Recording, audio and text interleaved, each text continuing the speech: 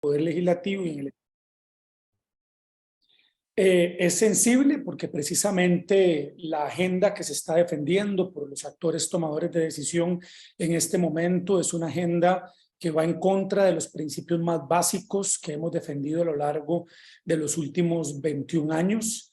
El partido está conformado mayoritariamente por personas que hemos pasado por esa puerta amplia de la movilidad social y que somos fruto de las políticas de Estado que hicieron a este país tener números de distribución de la riqueza y tener números de ingreso por familia distintos a toda la región.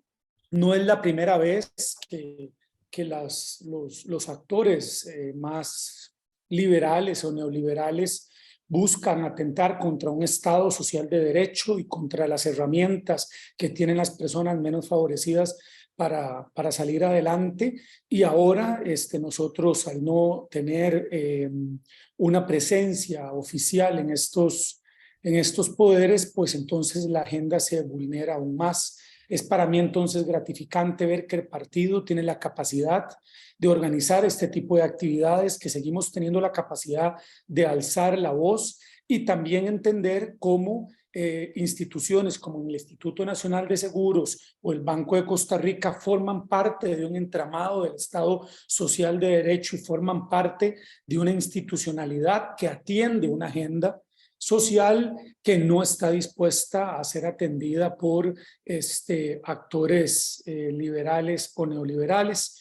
No me voy a extender mucho más, pues la agenda nacional, desde mi parecer, está desfasada con muchísimo de lo que está pasando en Occidente. Hoy son las elecciones de medio periodo en Estados Unidos y ayer escuchaba al presidente de ese país, a Joe Biden, diciendo que llegan al punto de comprender de cómo la teoría del derramamiento de la olla de leche fue absolutamente inviable, no fructífera, y que ellos tienen un país que no ha atendido socialmente a la población.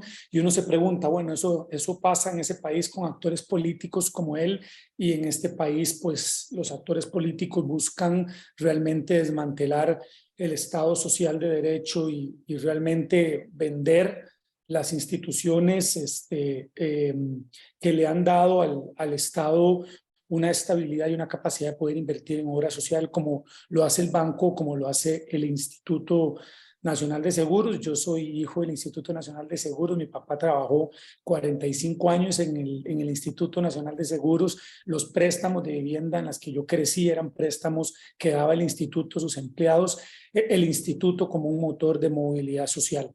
Cierro nada más diciendo que el partido tiene clara la ruta financiera, que es difícil y empinada, pero que está saliendo. A hoy, noviembre, muchas personas apostaban porque el partido no iba a estar, a existir. Han pasado 7 u 8 cosas que eran difíciles de que sucedieran y han sucedido todas. Faltan otras 7 u 8 y yo tengo toda la esperanza y toda la fe que van a pasar porque las estamos haciendo. A finales de este mes arranca el tercer Congreso Ciudadano que hemos denominado Olga Marta Sánchez Oviedo, en honor a nuestra compañera y a nuestra lideresa que tanta falta nos hace, y que en paz descanse. Eso va a ser una conversación crítica del ejercicio de nuestros últimos 21 años, va a ser un remozamiento de nuestros principios, de nuestra agenda. Yo estoy seguro que vamos a salir de ahí en unión y con fortaleza. Y yo estoy seguro que la agenda que hemos defendido por los pasados 21 años, las vamos a seguir defendiendo en adelante. Vamos a tener la capacidad de ponernos de acuerdo.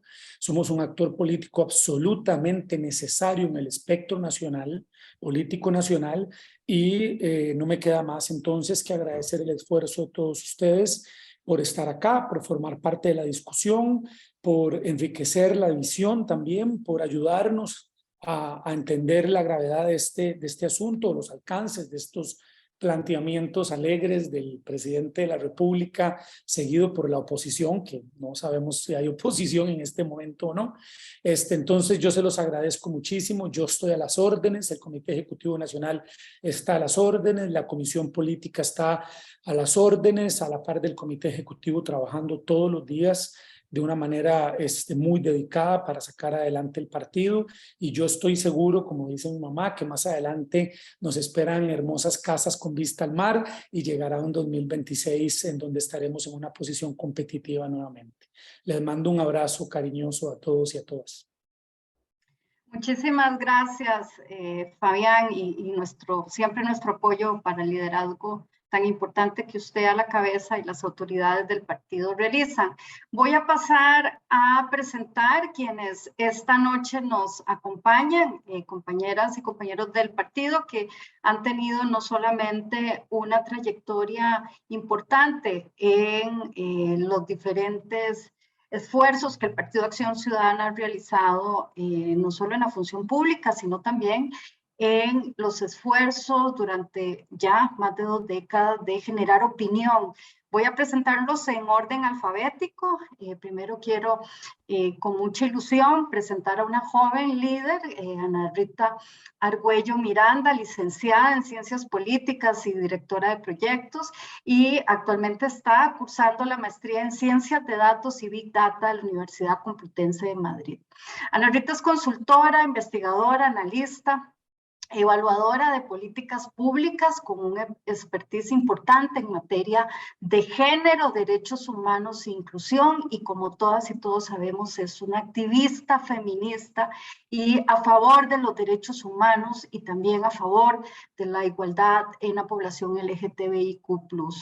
También nos acompaña nuestro querido Elian Villegas Valverde, nacido en Potrero Grande, Buenos Aires de Punta Arenas.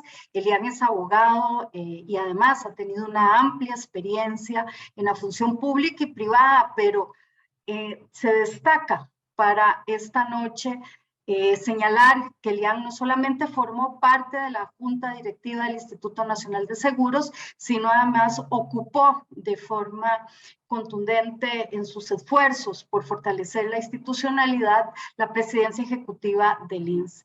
Elian implementó una política de sostenibilidad del INS, fortaleció la red de salud, además tuvo también entre sus logros fortalecer la política de transparencia para el manejo de información del INS y logró una importante negociación en la convención colectiva del Benemérito Cuerpo de Bomberos. Llevó adelante un manejo activo sobre la cartera de inversiones del INS y además también ayudó a aumentar las utilidades de esta institución, que son distribuidas de forma solidaria en una serie de proyectos. También nos acompaña nuestro querido compañero don Fernando Rodríguez. Fernando es máster en política económica del Centro Internacional de Política Económica de la Universidad Nacional y también tiene una amplia formación en economía de esta misma casa. Tiene una experiencia sobresaliente también en sus esfuerzos por fortalecer las finanzas públicas. Todas y todos recordarán que fue viceministro de Hacienda en la administración Solís Rivera, responsable de todo el área de ingresos del ministerio, con una también representación de parte de Hacienda en la CONACYT y también ante el Comité de Asuntos Fiscales de la OCDE. Ha sido consultor y asesor y muy importante. Ha tenido a su cargo no solamente nutrir la opinión pública nacional, sino internacional, con su especialidad en política fiscal y política económica, con una, además, sensibilidad muy destacada a favor de la generación y distribución de ingresos y favorecer sobre todo a las personas menos favorecidas. Además es profesor de la Escuela de Economía y de Política Económica, así como en Ciencias Políticas. Y también me permito presentar a doña Heidi Murillo, a quien le agradecemos profundamente junto con las autoridades y la Comisión de Estudios y Programas, quien ha sido la líder para organizar esta noche este foro. Además, nos honra con sus reflexiones Heidi Sancarleña, activista social. Sabemos de su trayectoria en diferentes temas, particularmente el tema vinculado al ambiente, a género. Ha formado parte de diferentes experiencias, tanto sociales como partidarias, pero actualmente forma parte de la forma parte de la Comisión Política del Partido Acción Ciudadana, y tiene una importante trayectoria y conocimiento en negocios y gestión de proyectos de diferente tipo. Tiene también una formación en mercadeo, gestión de clientes, contabilidad y finanzas, y su destreza y liderazgo destacan sobre todo en la docencia, en el género, como ya mencioné, en el ámbito ambiental, y bueno, nos aporta esa sensibilidad a estos temas que vamos a pasar a explicar.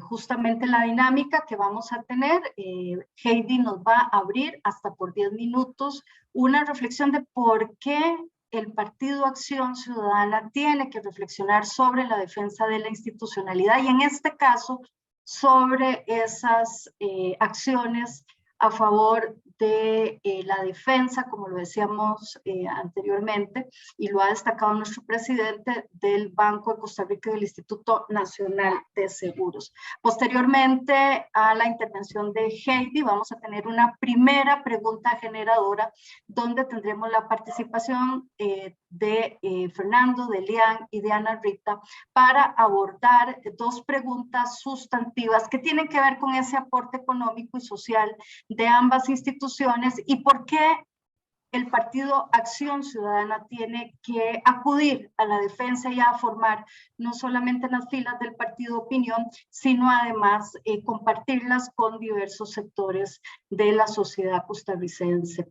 Finalmente, una vez que cada una y cada uno de ellos haya expuesto, vamos a tener una ronda de hasta por 4 minutos como cierre de esas dos importantes preguntas, y como una forma de reacción entre las personas que van a exponer, y luego abrimos a preguntas. Sin más, quiero darte la palabra, Heidi, para tu inicio y tu reflexión.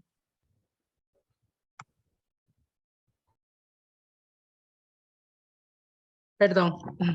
Muchas gracias, Marcela. Un gusto participar esta noche con ustedes, no solo como compañera, sino también como integrante de la Comisión Política. Me parece que estos temas son sumamente relevantes para la vida partidaria, sobre todo porque es un tema donde prácticamente tenemos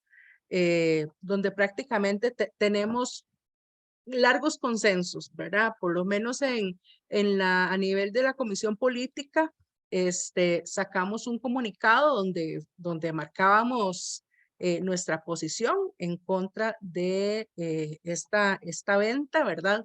Y voy a compartirles una pequeña presentación que en realidad lo que quiero es como dinamizar un poco la conversación, ¿verdad? Y ahora, como dijo Marcela, vamos a abrir el espacio para preguntas. Les invito a que nos vayan dejando sus preguntas en el chat para que al final de la exposición abramos esa participación para las preguntas y respuestas. Bueno, para nosotros como Comisión Política, voy a poner el tiempo.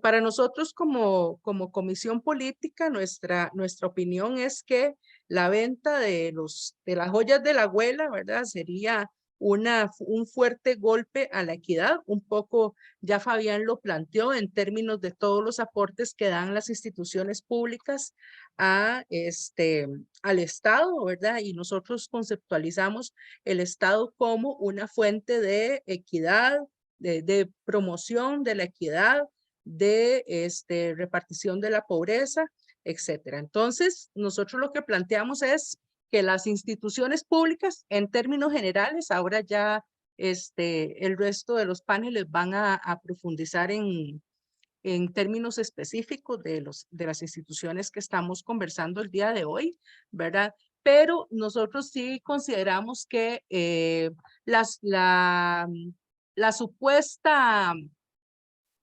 el supuesto pretexto del gobierno para reducir la deuda interna en realidad es absurda desde la perspectiva, primero, el mínimo aporte que se hace, ¿verdad? Que ya ahora voy a mostrarles un gráfico, ¿verdad? Y por otro lado, la contraproducencia o más bien el costo-beneficio que representa la venta de las instituciones versus los aportes que éstas nos dan. Ahora que estaba haciendo la presentación, me acuerdo en la década de los 90 en el gobierno de Calderón, cuando la tasa básica pasiva se fue a cifras o sea, ya no quiero ni acordarme. Imagínense que mis papás pagaban 350.000 colones por una deuda de 12 millones. O sea, lo mismo que yo pago ahorita por 48 millones, ellos lo pagaban por una deuda de 12 millones. ¿Qué pasó? ¿Qué hizo mi papá? Cerró el negocio, ¿verdad? Él cerró el negocio porque la deuda era insostenible y siguieron pagando la deuda con el negocio de mi mamá. ¿Qué significa esto? Que lo que hicimos a nivel de familia fue cerrar un negocio que era rentable, ¿verdad? Y quedarnos solo con uno de los dos negocios. Entonces, esto es prácticamente lo mismo, ¿verdad? Tenemos toda una serie de instituciones que aportan, que generan, que tienen sus fines específicos, ¿verdad? Y estamos vendiéndolas por un valor absolutamente simbólico frente a digamos, a los aportes que ellos dan. Y de esto hemos tenido sendos ejemplos, ¿verdad? Recordamos Sempasa, ¿verdad? Que cuando vendieron, de ahí era como toda la emoción de vender, de abrir el mercado del cemento, ¿verdad? Que íbamos a tener mejores precios y ese cuento que ya no lo sabemos de memoria. ¿Y en qué terminamos? En un oligopolio donde hay Cemex y Holcim y ya está, ¿verdad? Dichosamente en el primer gobierno del PAC logramos abrir un poco el mercado del cemento para reducir los costos, pero bueno, hubo otras situaciones que confundieron el gran acierto que era la apertura del mercado. Pero bueno, Sempasa es un ejemplo muy claro de que la venta de las instituciones en realidad termina siendo contraproducente. Y sobre todo en este caso, que son instituciones que están en competencia, ¿verdad? Que eso es, digamos, eso es un valor agregado a, digamos, propiamente a los aportes que ellos nos dan. Ay, señor, se me pasa muy rápido. Como le decía, ¿verdad? Hay aportes como más directos financieros, ¿verdad? Entre ellos las utilidades de las instituciones, los impuestos directos e indirectos, ¿verdad? Ellos son captadores de tasas y de impuestos, las cargas parafiscales que financian diferentes programas del Estado, y hasta patrocinios, ¿verdad? Porque es importante. Usualmente las instituciones públicas son las que financian patrocinios que quizá para las empresas privadas no son tan rentables, ¿verdad? Como eventos ambientales, como eventos sociales, etcétera, etcétera, el deporte, etcétera, etcétera. Entonces, digamos, esto es un aporte desde el punto de vista financiero que no podemos omitir. Pero además, y quizá es parte de lo más importante, están esos aportes indirectos que dan las empresas públicas que están en competencia, ¿verdad? Para la mejora de la calidad de vida de las personas. es importante también saber, digamos, que la universalidad de los servicios responde muchísimo más a la disminución de la pobreza que propiamente las transferencias directas.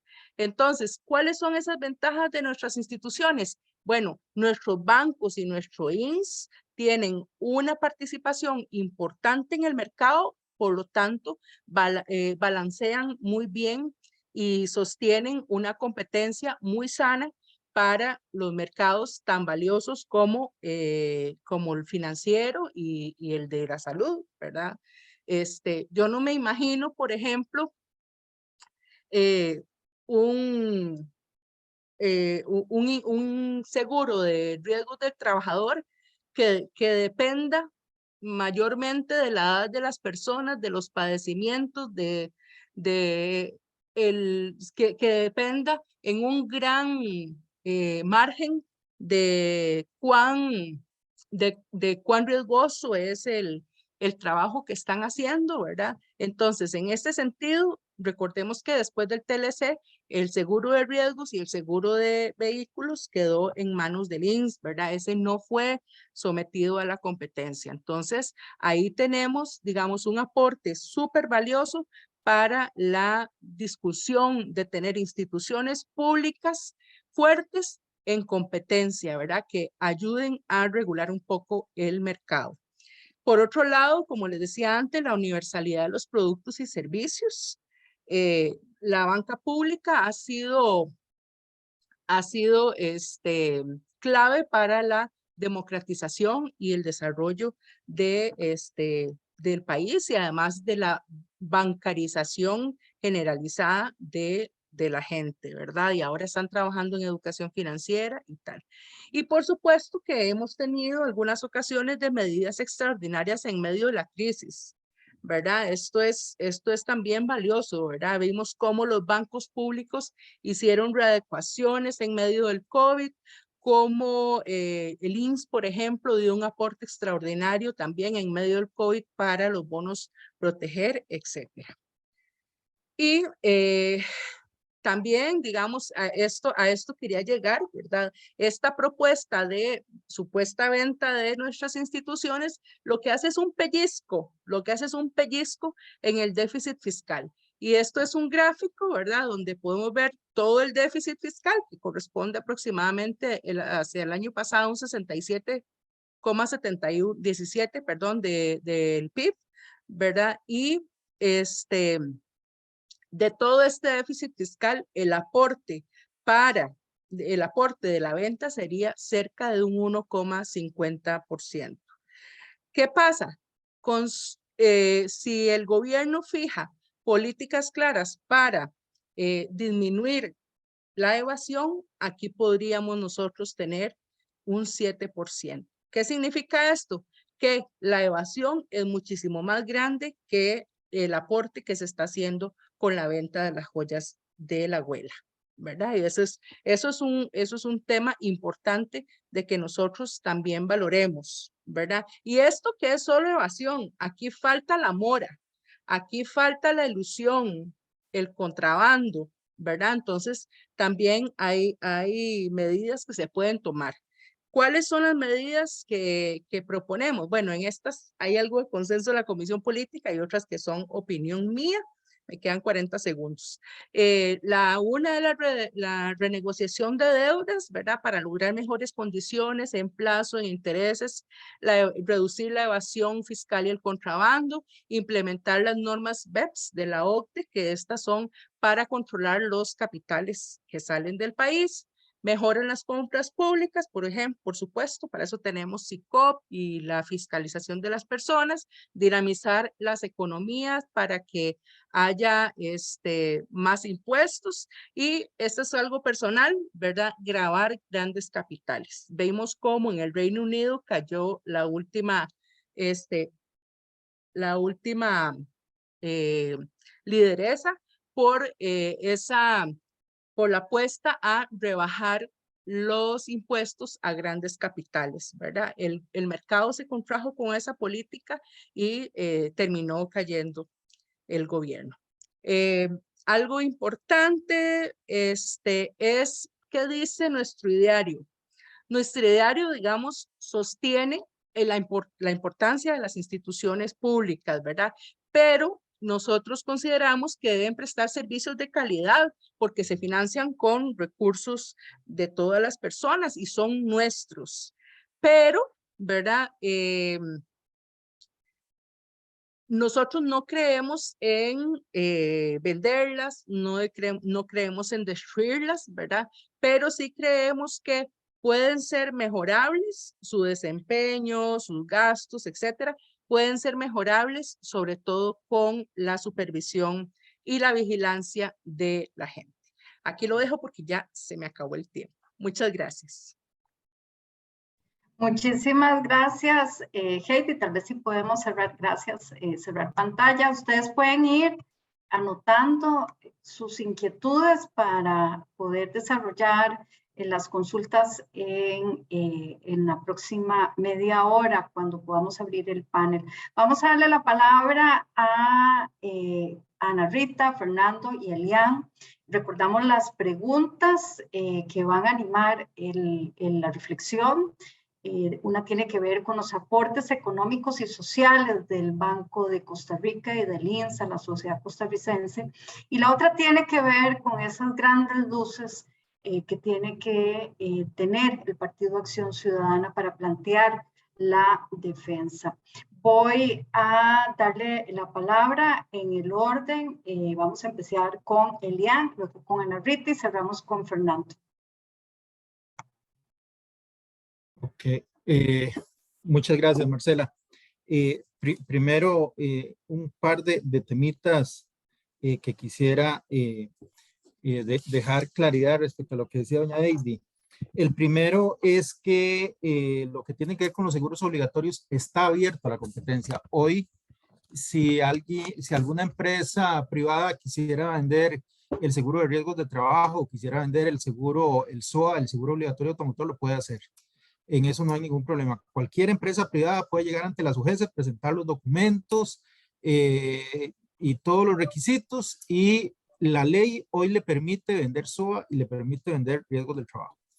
¿Por qué no han entrado ahí? Bueno, no han entrado, considero yo, por 3 razones. La primera es la calidad del servicio que presta el INSS, que es un servicio que, a decir verdad, desde tiempos de don Guillermo Constenla, cuando creó el Hospital del Trauma, fortaleció esa parte de lo que es propiamente la red de salud. Y luego, cuando llegamos nosotros, en los últimos 8 años, hemos llevado adelante un proceso de fortalecimiento de toda la red, de generación de infraestructura, incluso enviando médicos a Israel y enviando médicos fuera del país para que se especialicen en ortopedia y puedan venir a brindar un servicio de altísima calidad, creando infraestructura en Cartago, en Alajuela, en Heredia, en San Carlos, en Pérez Celedón, en Ciudad Neyli, infraestructura de varios miles de millones de colones precisamente para dar mejor calidad del servicio, y eso es importantísimo. Lo segundo, por lo que no han podido entrar, es porque los precios que cobra el INSS son precios bajos, y ahí nosotros precisamente una de las cosas que dejamos ahí como una semilla muy clara es que los precios de riesgos del trabajo afectan la competitividad de las empresas y por tanto terminan afectando lo que es el empleo en el país. A partir de eso, nosotros en la administración, tanto en lo que fue 2014, 2018, ahí logramos unas reducciones importantes en riesgos del trabajo, en el precio, en la tarifa, y eso ayudó también a consolidar lo que es propiamente la función del INSS en los seguros obligatorios. Y lo otro es que creo que existe una identidad entre la función social del INSS y la gente entiende esa parte de que el INSS está ahí para servir, para realmente cumplir con esa división que se hizo en salud, donde tenemos enfermedad y maternidad, tenemos el seguro de las pensiones, y por otro lado se dijo va a estar la parte de riesgos del trabajo, y a eso de alguna forma se le ha ido agregando lo que tiene que ver con accidentes de tránsito. Entonces, en ese tercer componente es donde está inserto el INSS, pero hoy día eso está totalmente abierto a la competencia. El segundo tema que es importante aclarar es que el déficit en el 2021 fue un poquito más del 5%. El 67.17 es la deuda pública. no es el déficit es apenas un poquito más del 5%. Y cuando se habla de lo que puede aportar el INSO, lo que puede aportar la venta eventualmente del Banco de Costa Rica, lo que se está hablando es respecto a la deuda. Y ahí concuerdo totalmente con doña Heidi en una cosa. El aporte de vender el BCR, que es lo que hoy se está discutiendo en la Asamblea, sería realmente muy bajo. Cuando nosotros nos ponemos a revisar cuál es el precio al que se están vendiendo los bancos fuera del país, y hablemos los bancos que se cotizan en los mercados, de un Citibank, de un BBVA, todos estos bancos, el único que se está vendiendo hoy un poquito por encima de valor en libros es el Banco de América, el Bank of America. Y se está vendiendo a 1.11 sobre el valor en libros, pero nada más déjenme decirles así rápidamente, el Citibank se vende a 0.44 valor en libros, el BBVA 0.67, Barclays a 0.43.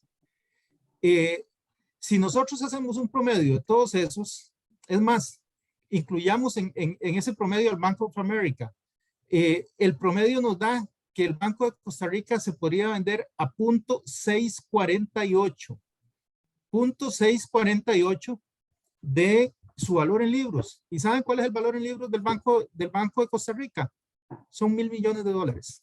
Ese es el valor en libros al 30 de septiembre del 2022. Pueden entrar a ver los estados financieros que ya están publicados, y esos estados financieros lo que nos dicen es que andan en alrededor de 619.000 millones de colones el patrimonio del Banco de Costa Rica. Y el dólar ayer o hoy estuvo cotizándose alrededor de 618. Entonces, son 1.000 millones exactos el valor en libros. Lo más que se podría colocar es 0.648 si estamos asumiendo que lo vamos a colocar a un monto promedio entre el Citibank, el Bank of America y todos estos. Es decir, estamos asumiendo que el Banco de Costa Rica es un muy buen banco comparable con estándares internacionales. Es decir, una cosa es el corazoncito que nosotros podamos tener y otra cosa es la comparación hacia afuera. Estamos diciendo, nuestro Banco de Costa Rica lo vamos a comparar con esos bancos y lo vamos a vender a un precio parecido al de esos bancos. Pues ahí la noticia que les tengo es que lo más que se podría sacar son 648 millones de dólares, 650 millones si lo quieren redondear.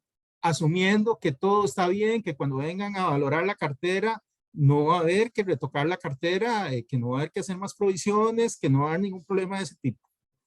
650 millones de dólares si ustedes lo comparan con todo eso. Yo creo que aquí tal vez lo único que sí habría que tener, y con esto termino, por lo menos por ahora, es un poquito de cuidado nosotros como partido en asumir una posición donde no reconozcamos que hay cosas que no están bien en la banca. Donde no reconozcamos que en la banca se han cometido errores importantes y se cometen hoy errores importantes. Y se cometieron en administraciones pasadas errores importantes.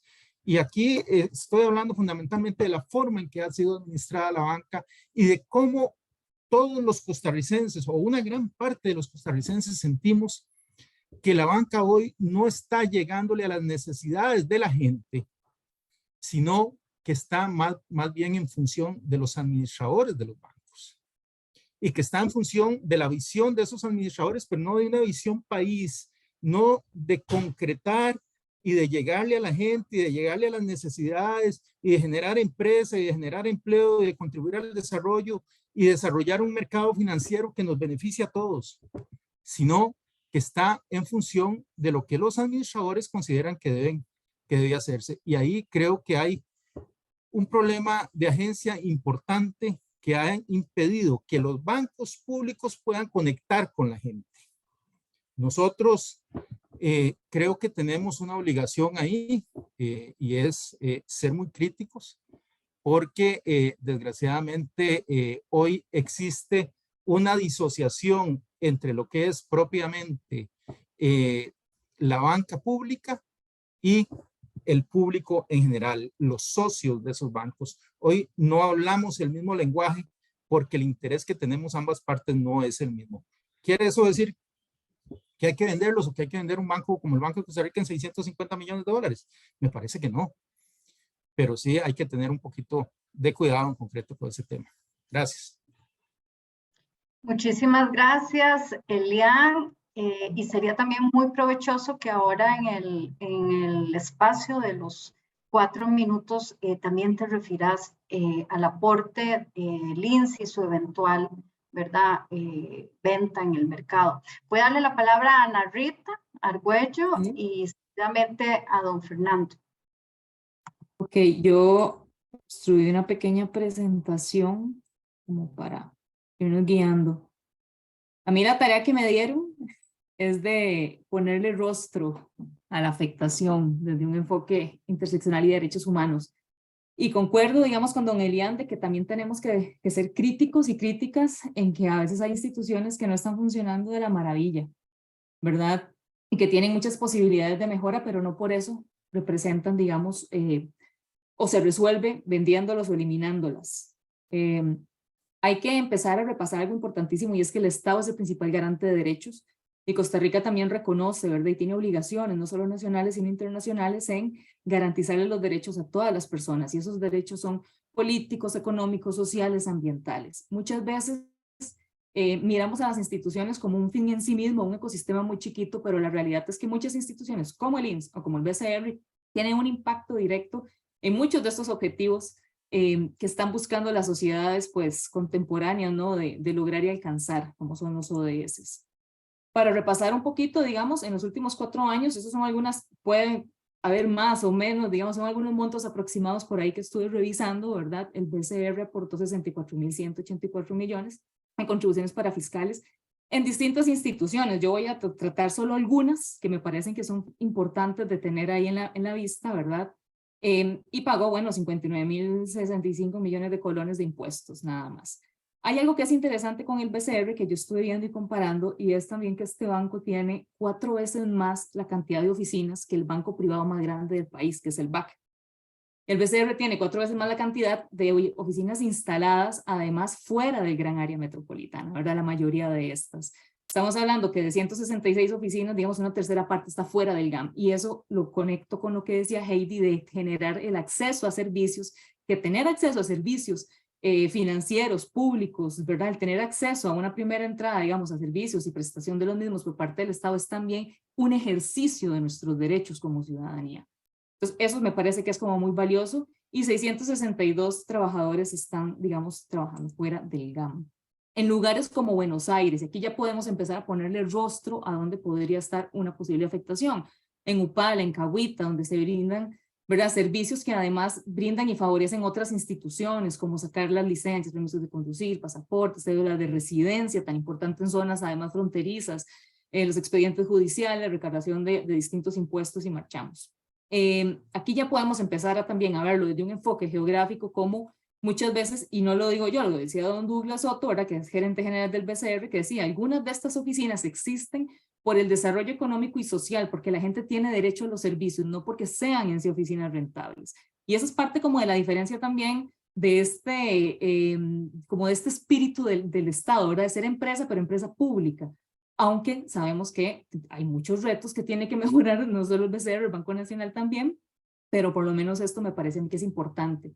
Me parece interesantísimo lo de puntos Tucán, porque tiene 3.400 puntos Tucán. Estos son como un servicio que se brinda en pequeños negocios de comerciantes, llámese en la pasamanería del pueblo, en la oficina, en la pulpería, digamos, del pueblo también, de la comunidad, y es llegar a pagar también servicios de bancarización y otro tipo, digamos, de impuestos que se pueden pagar desde ahí, y estas personas se dejan una comisión, ¿verdad? También es como una cercanía de la ciudadanía a esto. Por parte del INSS, bueno, también montos, ¿verdad? De miles de millones de colones ha invertido, digamos, para el Estado costarricense. Me parece importante aquí, y después don Elian, que lo debe manejar mucho mejor, digamos, puede profundizar, que es el seguro de riesgos de trabajo y el seguro, ¿verdad? Obligatorio automotriz. En efecto, digamos, estos seguros desde el 2008 fue que se reformó la Ley General de Seguros, y desde el 2011 ya formalmente, por medio de reglamentación y todo, las empresas privadas pueden acceder a vender este tipo de seguros por medio de una figura de concesión, si mal no recuerdo. Ya pasó una década del 2011 al día de hoy, y ninguna empresa privada ha querido entrar a vender estos servicios. Ellos disputan otros mercados de seguros, otro tipo de seguros. ¿verdad? Y aquí también, digamos, Gabriel Pérez, expresidente de INS, que también es partidario, decía en una noticia, seguros de riesgos de trabajo y seguro obligatorio automotriz componen el 33% de la cartera de negocios de seguros del INS.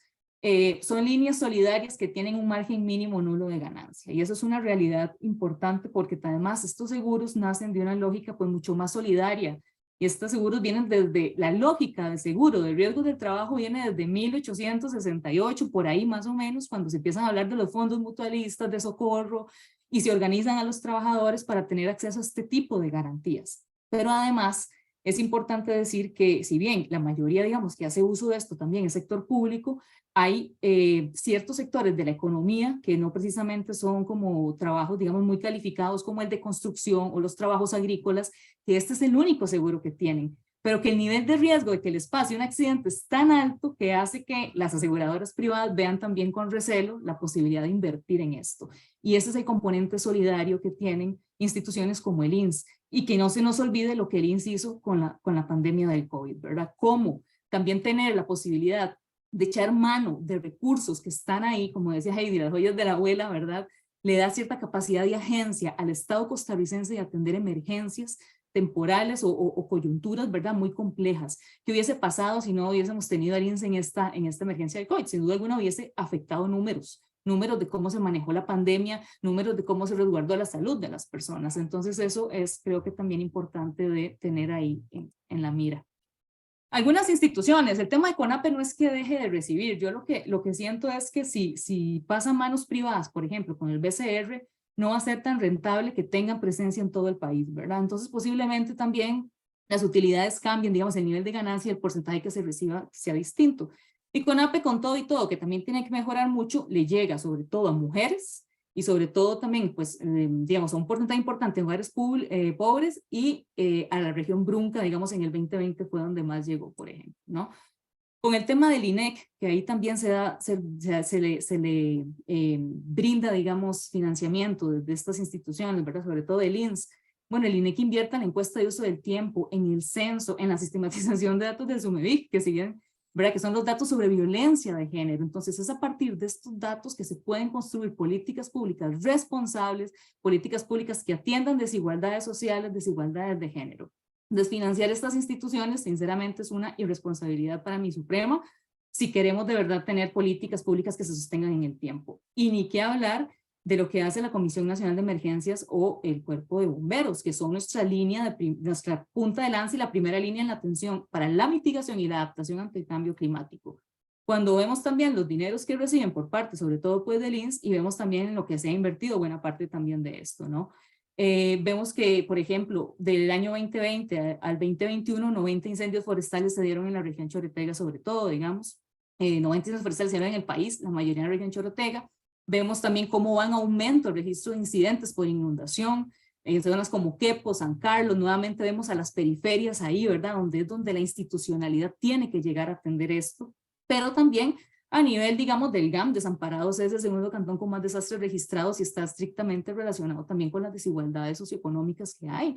El hecho de que muchas veces las personas construyen donde sea porque nada más no pueden tener acceso a tierras aptas, digamos, para construir sus casas, entonces construyen a la orilla del río, al final, donde termina el talud de la montaña, y muchas veces estas personas son mujeres, jefas de hogar, que no tienen las mismas garantías para acceder a un terreno, ¿verdad? O a un lote como los tienen otras personas.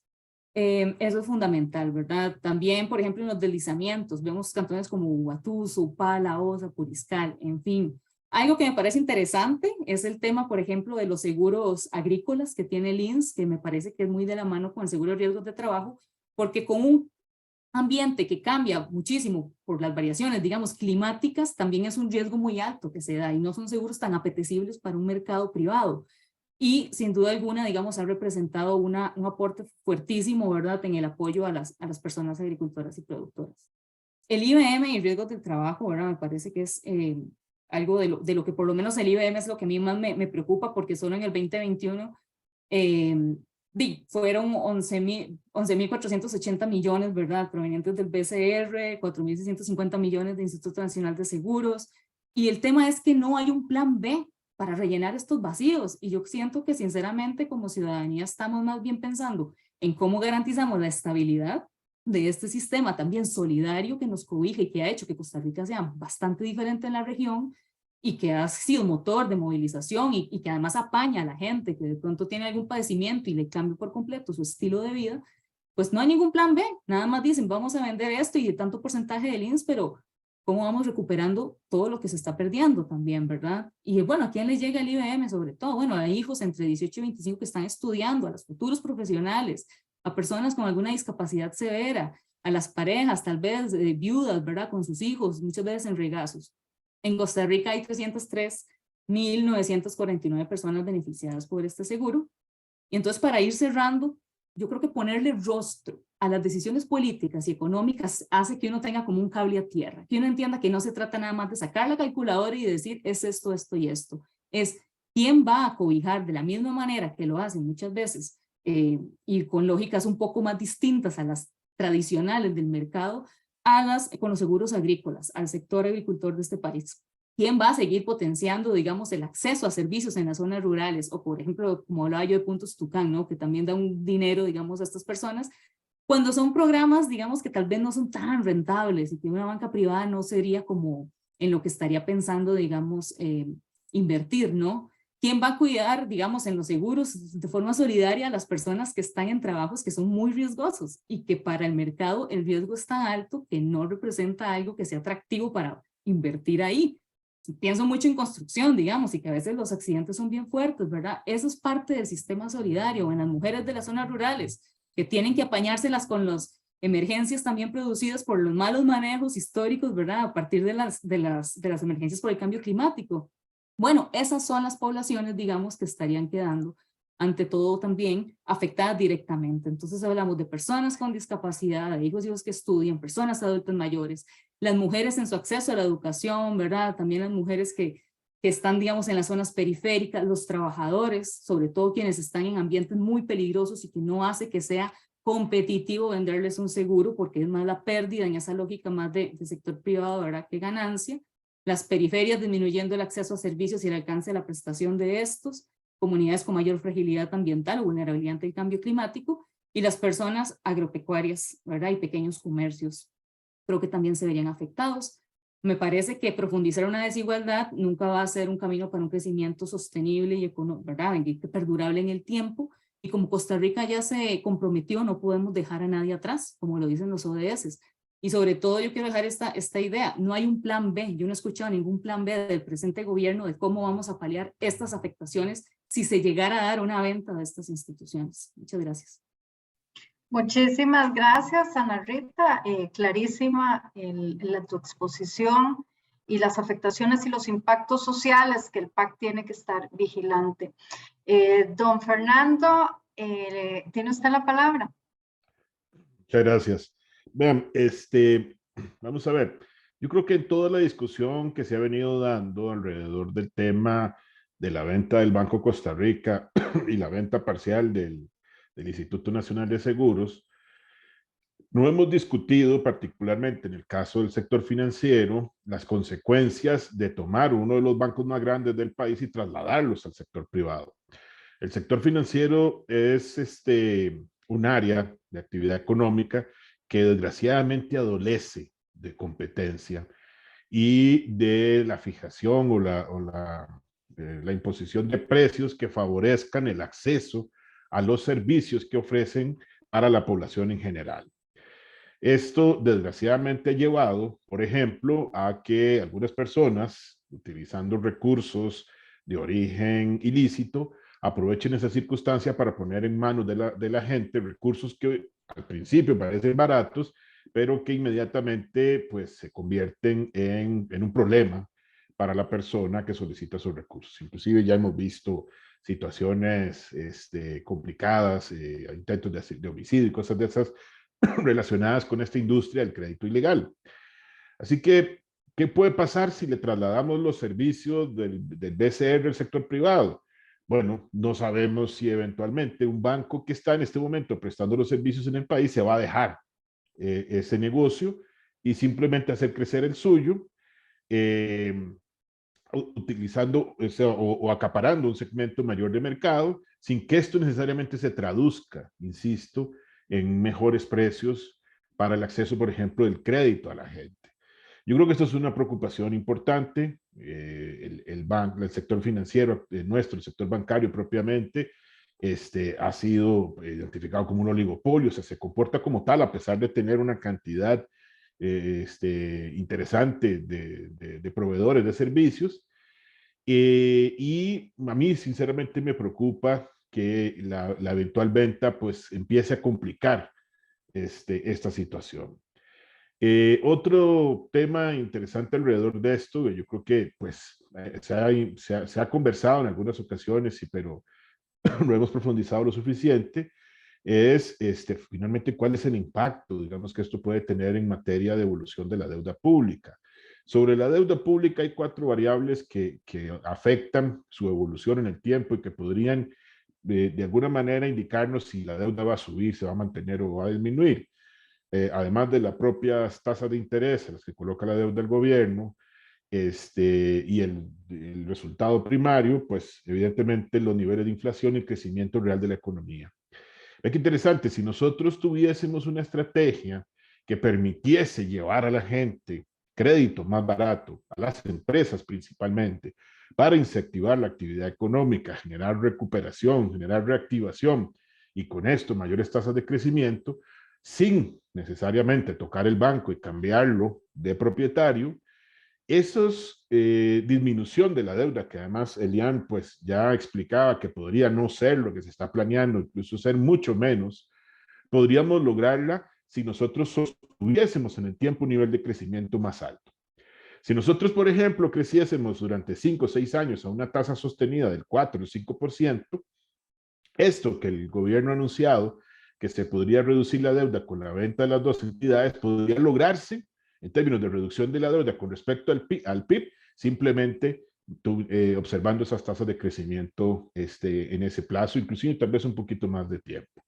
O si lográsemos reducir el costo del endeudamiento para el gobierno, ¿verdad? Que sigue siendo bastante alto y sobre lo cual, bueno, por ahí anda un proyecto que antes de finalizar su gestión como ministro, Elian dejó presentado en la Asamblea Legislativa que este gobierno al principio pues acogió, pero no le he visto mayor movimiento, precisamente para buscar más competencia en el mercado de deuda con la finalidad de reducir esto. Bueno, esto podría tener más impacto. Si nosotros reducimos la tasa implícita de las colocaciones de deuda del gobierno, en el tiempo podríamos también ver una mejora en el nivel de deuda. Entonces, podríamos lograr los mismos objetivos sin necesidad de tocar la institucionalidad, sin necesidad de meternos en un embrollo político, sin necesidad de generar efervescencia social, y nos daría la oportunidad de entrar en esa discusión de la cual Elian hablaba, que yo creo que es muy importante.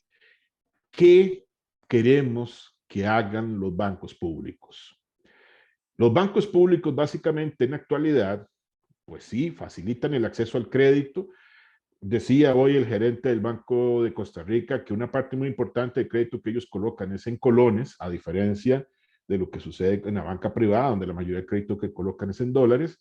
Esto tendría como implicación que si el banco se privatizara, pues si el nuevo dueño mantiene los porcentajes de colocación de crédito, vamos a tener más crédito o más oferta de crédito en dólares y menos oferta en colones, lo cual eso es un problema para muchos deudores. Pero nos tiene que llevar esto a preguntarnos, bueno, el hecho que se coloque crédito no es únicamente el objetivo que andamos buscando de los bancos.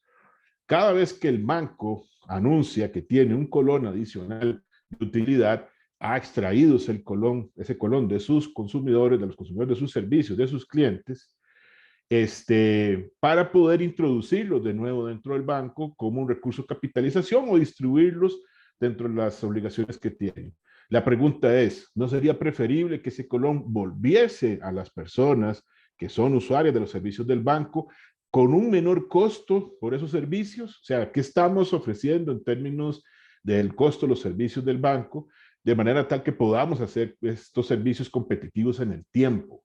Eso le daría más bancarización al sistema, más acceso al crédito, a un crédito barato en condiciones razonables, que no convierta a las personas además esclavas del crédito en el tiempo, porque desgraciadamente tenemos un país con gente con niveles muy elevados de endeudamiento que se está convirtiendo en un lastre para su situación económica, pero ¿qué tal si podemos liberar a esa gente de parte de ese peso si nosotros redujésemos el costo al que los bancos públicos prestan sus servicios y trasladamos esa ventaja a las personas a través, por ejemplo, de un menor costo de financiamiento? Bueno, eso es lo que deberíamos nosotros estarnos preguntando. Y es lo que yo creo que nosotros como partido deberíamos estar levantando la bandera de manera contundente. No queremos deshacernos de la institucionalidad, pero queremos que la institucionalidad esté al servicio de las personas y no se convierta en un fin en sí mismo. Que tenemos que mantener el capital del banco creciendo en el tiempo para que pueda expandir el crédito. Ok, busquemos la manera de hacer ese financiamiento sin que eso tenga que salir del mismo bolsillo de la gente, porque entonces no nos vamos a salir de ese ciclo.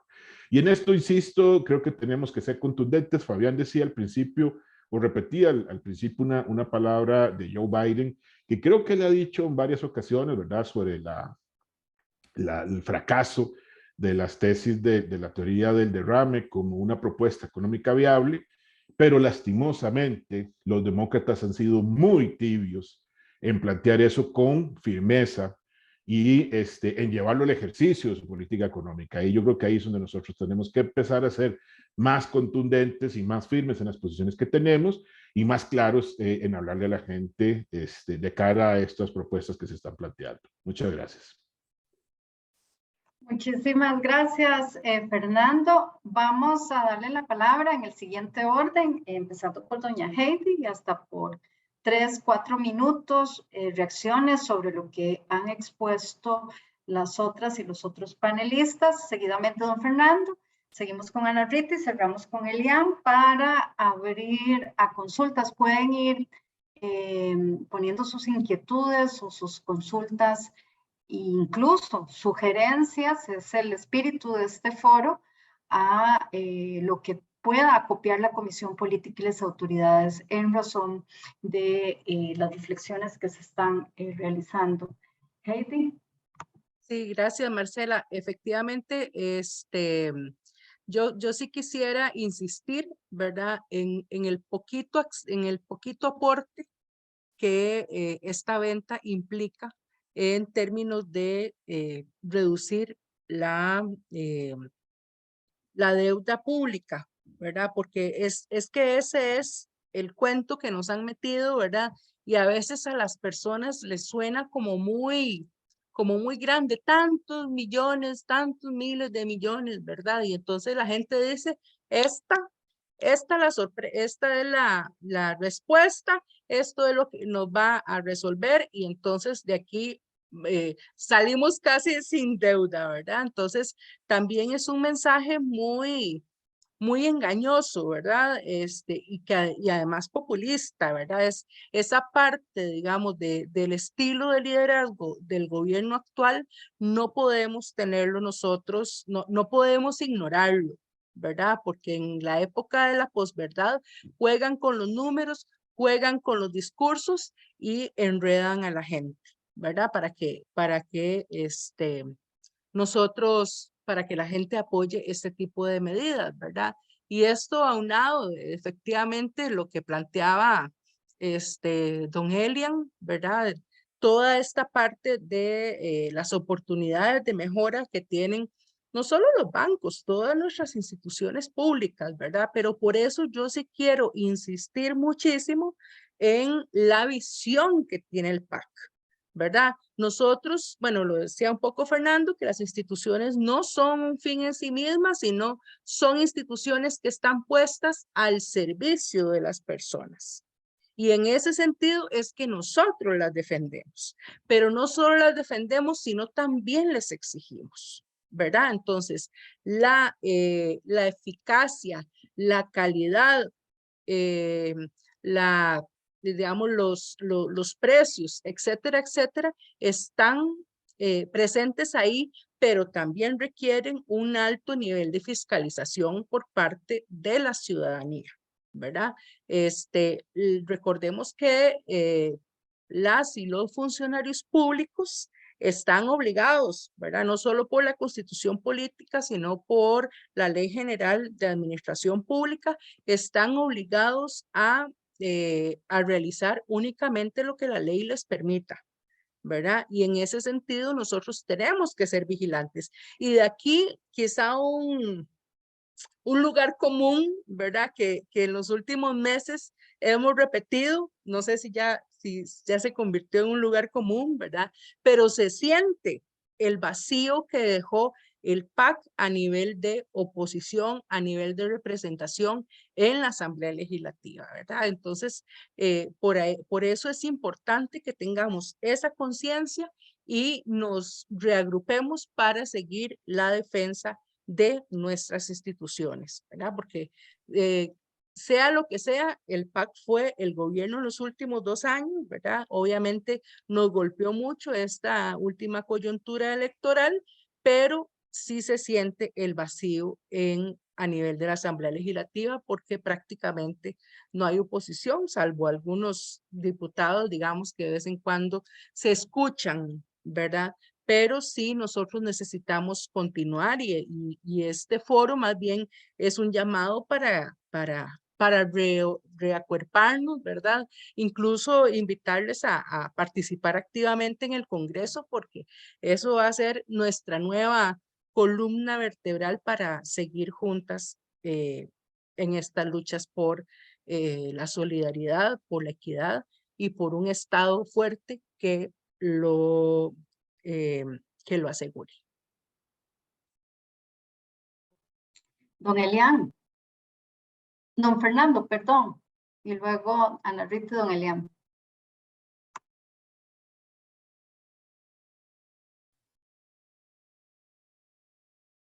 Fernando, ¿estás escuchando? No, que sí, por eso. Lo que quiero saber es cuánto tiempo tengo en esta parte, perdón.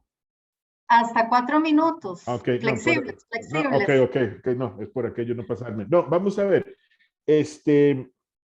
Yo creo que esta discusión a nosotros como país nos está tomando ya bastante tarde.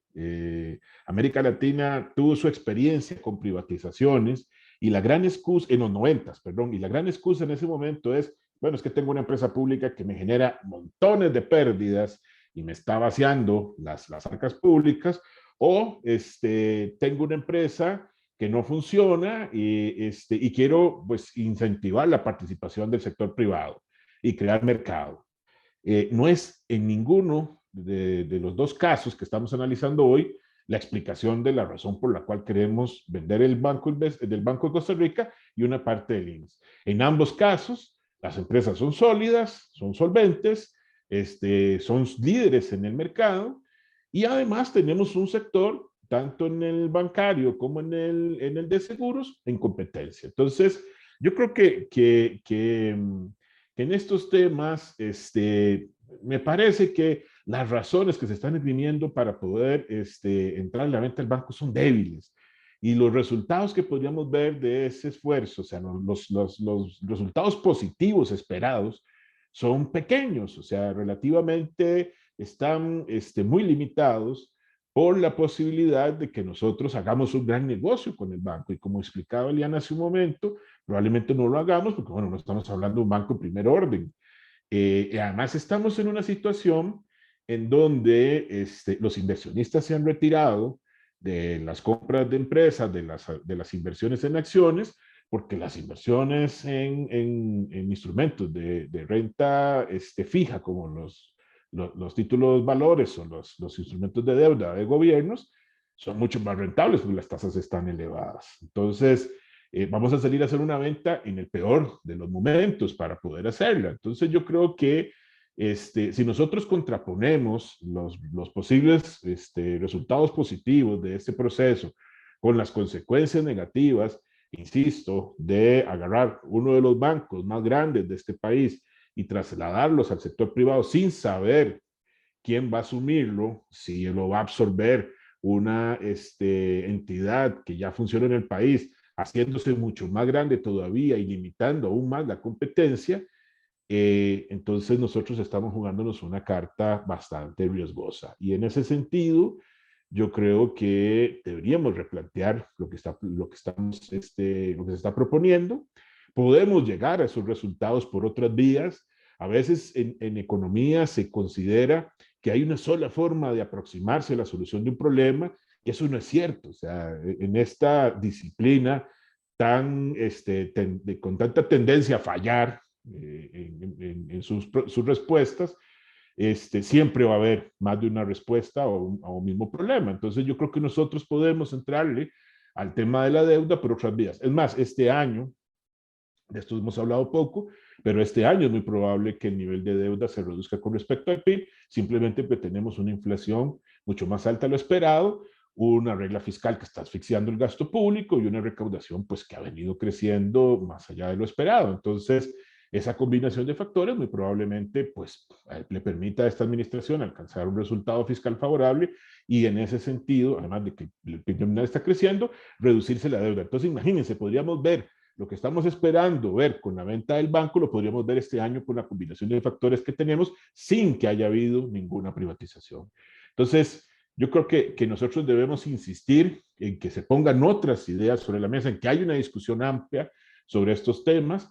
Me parece que se está empujando esta discusión muy rápidamente y yo creo que nosotros tenemos que pedirle a la Asamblea que que abra espacios para tener una discusión mucho más pausada, porque esto es un tema en el cual todavía hay varios vacíos en esa discusión. ¿Qué pasa, por ejemplo, si en el proceso de venta yo no tengo una oferta que me parezca satisfactoria? ¿Voy a vender el banco en esas condiciones o podría echarme para atrás y hacer retrotraer todo el proceso? Nadie nos ha dicho eso. Todavía faltan muchos vacíos en las explicaciones que nos tienen que dar y creo que debería haber un espacio pues, para poder pedir una mayor discusión sobre estos asuntos. Gracias. Gracias, Fernando. Ana Rita. Sí, comparto que no es como el mejor momento y también comparto mucho las críticas de que sobre todo al sistema bancario de Costa Rica hay que entrar directamente y nosotros en los dos gobiernos nos quedamos cortos en eso. Y eso es una realidad que también uno tiene que echar para el saco con humildad y reconocerlo. Un caso que me llamó la atención del BCR, que tiene una cartera corporativa de 205.100 y pico de millones de colones y solo 31.417 millones están en préstamos para pymes, que para mí, para la cartera que tienen y por ser banco público, es muy poco. Es muy, muy poco de lo que deberían de estar apoyando al sector de pymes en este país. Pero ¿qué pasa? Que no creo que sea en el marco de esta discusión de las ventas de las instituciones, no creo que sea el mismo marco para dar la discusión de cómo mejoramos el sistema financiero, por lo menos la banca pública de este país y la ponemos de una vez por todas al servicio de la población y de la ciudadanía y de los sectores que más requieren, ¿verdad? Porque no tienen tanto, digamos, acceso a este tipo de servicios. Creo que es como mezclar esas discusiones, me parece que es como caer más bien en la trampa y creo que con eso es lo que juegan, digamos, populistamente, ¿verdad? Algunos políticos de decir, como no es perfecto el asunto, agarremos eso como un argumento para entonces deshacernos de la institucionalidad. Y efectivamente, también me preocupa, digamos, el nivel de competencia, porque en Costa Rica ya hemos pasado por distintos oligopolios, por así decirlo, digamos, ¿verdad? Lo hemos visto con el tema, digamos, de los supermercados. Sabemos que hay un supermercado, una cadena gigantesca que está quebrando todo el mundo y que sinceramente los precios no están bajando porque no hay una competencia fuerte sobre ese aspecto, ¿verdad? De consumo. Puedes ir a 3, 4 supermercados de nombres distintos que todos forman parte de la misma cadena y todo está igual, carísimo, y a veces uno ve en supermercados que su público meta es gente tal vez de escasos recursos y a veces tienen precios hasta más abusivos y sin contar la relación que tienen con los productores nacionales que los lleva a la ruina. Y por otro lado también lo vimos con el mercado de medicamentos, ¿verdad? Que también se empezaron a dar prácticas, digamos, de ciertos oligopolios, de empresas privadas detrás en las farmacias, ¿verdad? Y también encarece por completo. En Costa Rica lo que tenemos son, no sé si más o menos, pero alrededor de 12 bancos privados. Tenemos solo 2 bancos comerciales del Estado y 2 que son por leyes especiales, que es el Popular y el Bando. Vamos a aumentar aún más, digamos, la banca privada que tiende también a generar prácticas también pues monopólicas, digamos, y oligopólicas, ¿verdad? Y tiende mucho a eso. Y sí le vamos a prestar competencia y al final eso se va a ver reflejo en las condiciones de las personas que acceden a los servicios de la banca. y no creo yo sinceramente que se vean reflejo para mejorar las condiciones o las garantías. Yo creo que más bien todo se va a encarecer más, porque cuando hay mucho menos competencia, y la competencia sabemos que no es perfecta, eso nada más se ve en los libros y se ve muy lindo ahí, el mercado tiene muchas mañas, ¿verdad? Por eso me parece que es importante ahí, digamos, la labor que un Estado puede hacer, por lo menos en diversificar un poco lo que hay, y un poquito, porque vean que son 12 bancos privados, solo 2 son públicos, ¿verdad? Entonces tampoco es como que se tiene un montón. Lo que pasa es que dentro de lo que hay, pues lo han hecho bien, no perfecto, y sí hay que mejorarlo, pero no creo yo que, digamos, que la mejora venga de la discusión de la venta. Más bien creo que es como una cortina de humo que estas personas también quieren instalar en el debate y que quieren que nos vayamos hacia ahí. Y me parece que en eso el PAC tiene que ser como muy transparente también, en decir, algunas veces nos quedamos cortos en nuestro alcance a la hora de gestionar la política pública, pero sabemos que se pueden hacer las cosas mejor también y tener una brújula de hacia dónde mejorar las empresas públicas, ¿verdad? Las instituciones del Estado.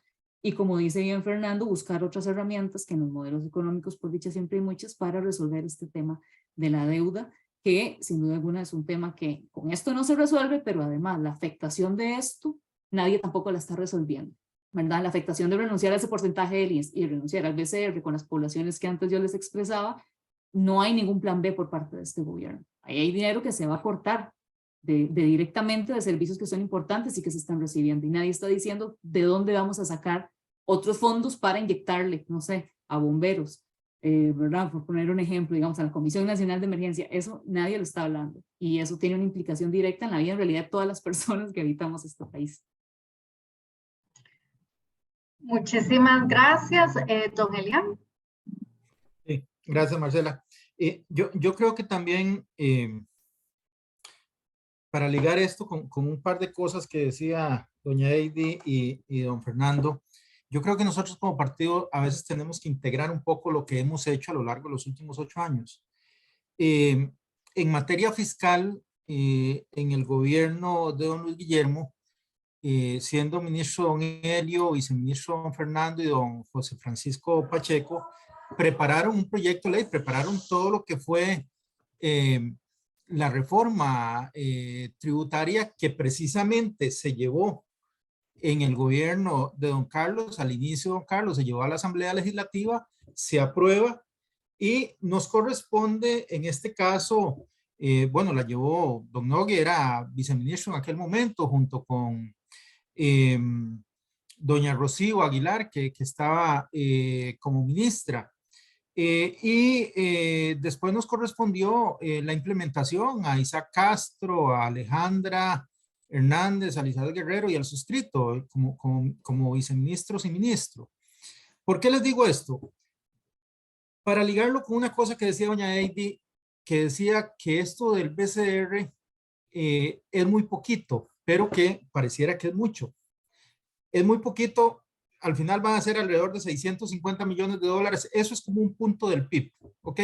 Tengamos eso en la mente, eso es un punto del PIB, andan ahí en alrededor de unos 400.000 millones de colones, un poquito más. Y decía Fernando que lo que estamos esperando lo podríamos ver sin privatizar. Yo quiero decirle a Fernando que no es que lo podríamos ver, es que hoy lo estamos viendo. La diferencia en la deuda entre diciembre del 2021 y el 30 de septiembre, en 9 meses, es de 5 puntos del PIB. Hacia abajo. ¿Ok? La deuda ha disminuido 5 puntos. No lo digo yo, lo dice el Ministerio de Hacienda. Está en el reporte que ayer guindó en la página web, en el reporte de septiembre. La deuda pública bajó, en términos del PIB, la razón bajó al 63.1% del 68% que había cerrado en diciembre. Es decir, entre el 31 de diciembre y el 30 de septiembre se vendieron 5 bancos de Costa Rica. Nada más que no nos dimos cuenta.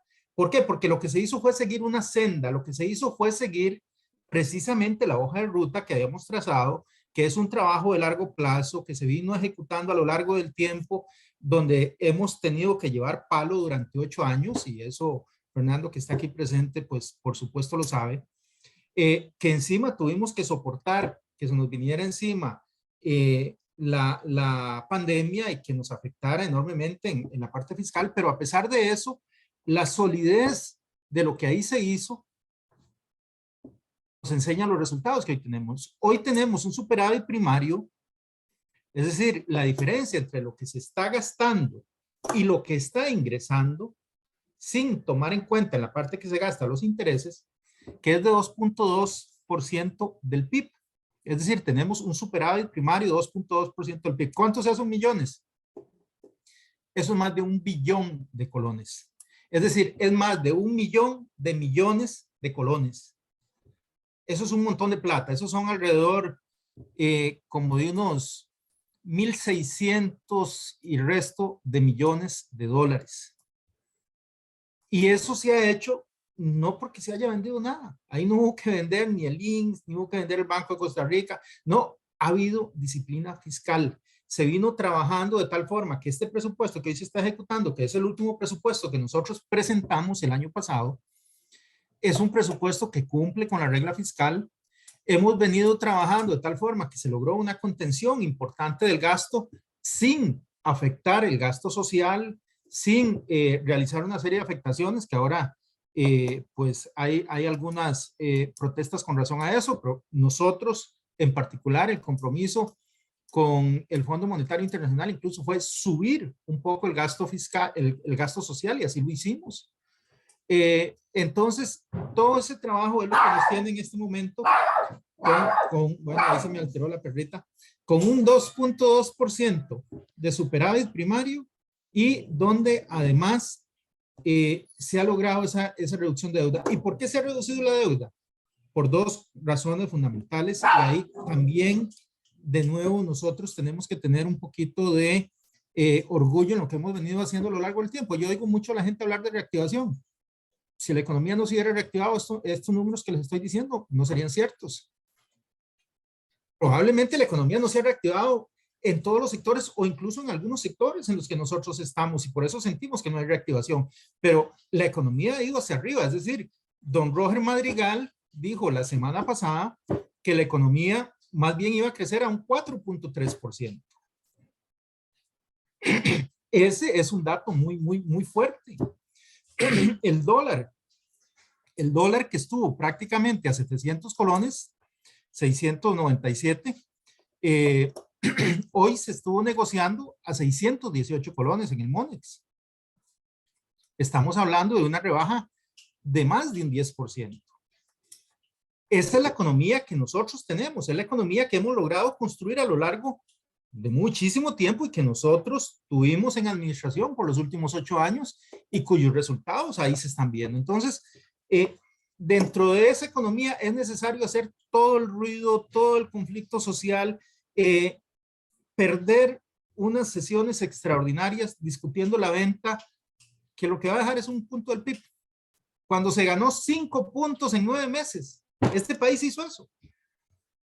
Entonces no vale la pena. Es decir, tiene absolutamente razón doña Heidi y tiene razón don Fernando en que este monto en realidad del Banco de Costa Rica es poquito, en que es algo que podemos perfectamente ganar y que ya lo hemos ganado por otras vías, y entonces no tiene mayor sentido que hagamos todo este ruido social por esta situación. Y ahí luego podemos, por supuesto, conversar sobre qué es lo que deben hacer los bancos, que probablemente mucho no tiene que ver con lo que están haciendo ahora, pero en este aspecto concreto creo que sí vale la pena señalar, y los insto a que busquen el informe del Ministerio de Hacienda al 30 de septiembre.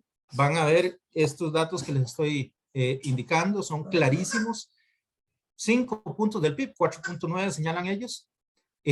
Ha disminuido esa relación de deuda por dos cosas: crecimiento de la economía, disminución del tipo de cambio. La razón de deuda PIB ha bajado 5%. Alguien me podría decir, bueno, pero es que es tipo de cambio. Bueno, por tipo de cambio subió. Entonces, igualmente ahora está bajando por tipo de cambio. Y creo sobre todo que los fundamentos que estamos teniendo en este momento de la economía nos dicen que estamos parados en territorio firme, y eso, hay que decirlo, tiene que ver con mucho de lo que hicimos a lo largo de los últimos 8 años.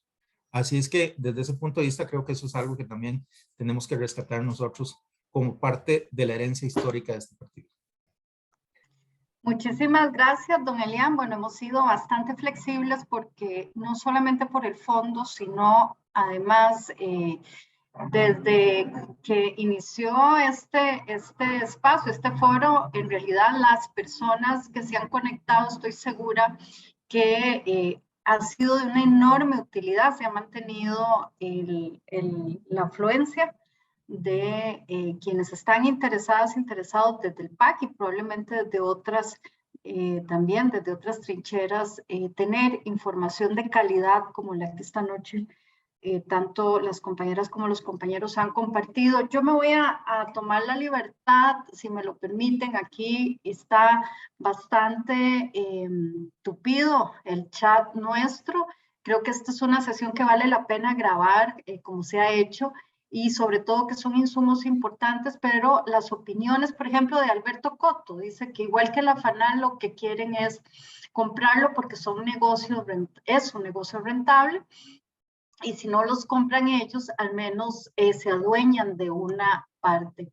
También se señala, obviamente, de nuestro estimado don Edgar Gutiérrez, y que creo que es un espíritu también de quienes han expuesto esta noche, en que hay que revisar algunos de los balances, pero como bien lo ha señalado Elian, también hay una enorme coincidencia, no solamente por la visión, sino por la defensa de una institucionalidad y de un trabajo que se ha hecho durante los últimos 8 años. Mauricio Castro señala que es importante que como sociedad definamos cuál es el propósito de los bancos públicos, también abordado ya por nuestras y nuestros panelistas, y de los servicios que tienen que estar a la vanguardia en la Costa Rica del 2022 en adelante, ¿verdad? ¿Y cuál es la labor social? Ahí hay una pregunta importante para que vayan tomando nota. ¿Cuál es la labor social y pública de la banca del Estado, a diferencia, o de los bancos comerciales del Estado, a diferencia de la banca privada? Felicitaciones, hay una serie de felicitaciones para Narriti, para todas las personas panelistas, y hay una pregunta de doña Ana Rodríguez: ¿puede un banco del Estado ser rentable y extender los servicios hacia todos los rincones del país? El Banco Nacional de Costa Rica pareciera que intenta lo contrario. Hay una pregunta de Jorge Vega para don Elian: ¿qué cambios habría que hacer a la banca pública para volver a acercarla a las personas? Y respecto a las cargas parafiscales, ¿se justifica hoy en día los aportes al sector cooperativo, siendo que es un sector consolidado que goza de beneficios fiscales y que sus cúpulas son poco transparentes y democráticas? Doña Margarita también señala: si las cooperativas de crédito tienen tasas más bajas que los bancos estatales, ¿no sería mejor impulsar cooperativas? Es importante ver todo el mapa del sistema financiero para ubicar mejor el papel de los bancos públicos. Doña María Chacón señala 5 recomendaciones puntuales que debamos hacer y cómo direccionarlo. Creo que ha estado a lo largo también. Esto es parte de la sistematización que creo que hay que hacer, pero que doña María nos dice que necesitamos movernos para hacer algún proyecto de ley o alguna estrategia que trabaje también con los territorios y sintetizar 5 puntos que podamos ir haciendo. Ana Rodríguez también nos dice que tiene una inquietud de experiencia de cajas o cooperativas. Una de ellas es la cooperativa de ahorro y crédito más grande de América Latina. También una muy bonita idea de María Chacón es si se puede organizar a partir de estos foros o de este foro, un observatorio. Creo que es muy atendible. También tenemos de Jane, creo que es: la venta de activos ha sido un tema recurrente de una línea de pensamiento político de grupos de poder nacional. La población solo escucha campanas, pero no sabe que quieren quitarle la campana y entonces quedarán sin replicar. El PAC debe de construir opinión, debe de generar opinión y posicionar estas ideas. en el histórico del Banco Costa Rica debe estar demostrado cuánto ha aportado. También Gerardo Fumero señala que Otón propuso alguna vez entregar el BCR y la caja en pago por deuda, por la que supongo paga muchos intereses. ¿No sería eso mejor si lo que quieren es reducir obligaciones del Estado y además saldría del orden público? Bueno, yo creo que a lo largo de este foro está clara como la posición de nuestras y nuestros palenistas, pero ahí podrían ampliar. Edgar Gutiérrez, para Elian, ¿se lograría el cometido si se modifica la ley para sacar a los bancos públicos de la SUGEF de forma que puedan responder a las necesidades de la gente? Muy interesante, doña Ginette Rey. Es importante anotar que contradictoriamente la línea de gobierno es aumentar gasto y hace una reflexión, no me voy a extender, que pueden leer en el chat. También doña Alda Rodríguez, ¿qué se entiende? Dice, igual nos quedamos sin un banco público de carácter nacional con grandes aportes.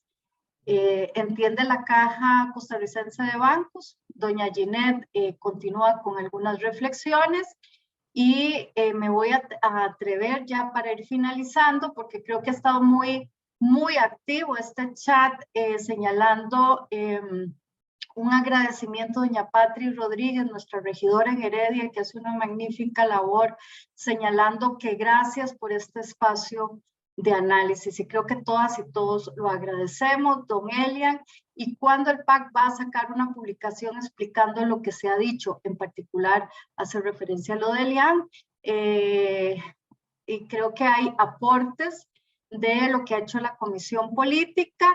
Y también doña Grace García dice que sería importantísimo hacer un pronunciamiento. Yo me apego a que necesitamos seguir generando opinión.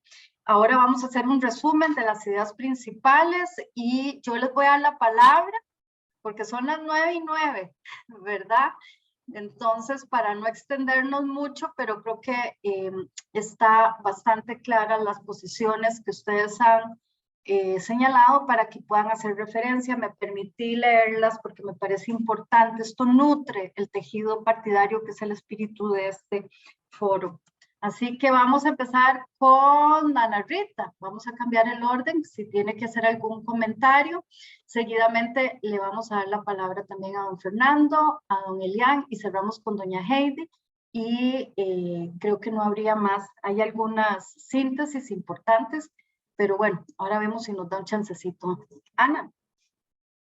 Sí, tal vez como cierre, compartir, ¿verdad? La necesidad de que el partido también genere opinión pública, como lo han señalado acá, esa es importancia. Yo creo que siempre ponerle rostro humano a las decisiones que se tomen, políticas, económicas, yo creo que eso favorece mucho a entender los impactos en mediano y largo plazo.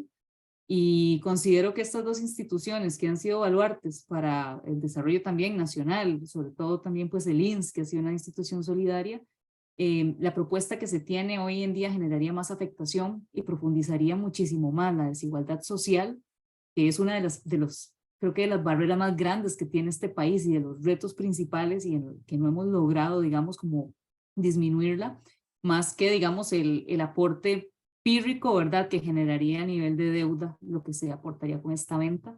Este tipo de decisiones no tienen que tomarse solo a la luz de una emergencia, ¿verdad?, con bombos y platillos, sino entender la dimensión y la implicación en mediano y largo plazo que tendría la sociedad costarricense para entender hacia dónde es que vemos un modelo de desarrollo nacional.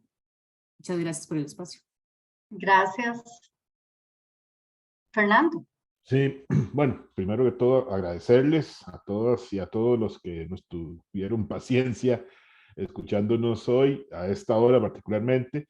Quizás, bueno, unas reflexiones rápidas.